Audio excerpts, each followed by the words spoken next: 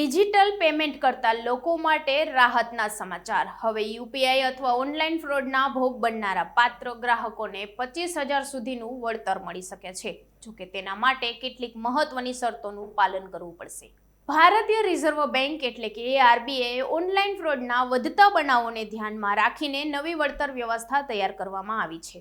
આ નિયમ હેઠળ UPI, mobile banking, net banking, debit અથવા તો ક્રેડિટ કાર્ડ સંબંધિત ફ્રોડમાં જો ગ્રાહકને 50,000 સુધીનું નુકસાન થાય તો પાત્રતા મુજબ થયેલા નુકસાનના 85% અથવા વધુમાં વધુ 25,000 સુધીનું વળતર મળી શકશે।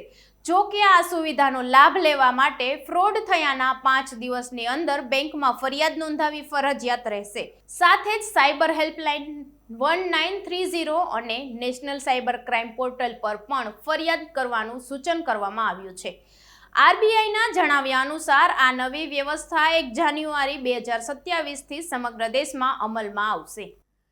ડિજિટલ પેમેન્ટ કરતા સમયે ઓટીપી, યુપીઆઈ પિન, પાસવર્ડ કોઈની સાથે શેર ન કરો અને કોઈ પણ શંકાસ્પદ લિંક પર ક્લિક કરવાનું ટાળો। સમયસર ફરિયાદ કરશો તો જ નવા નિયમ હેઠળ વળતર મળશે।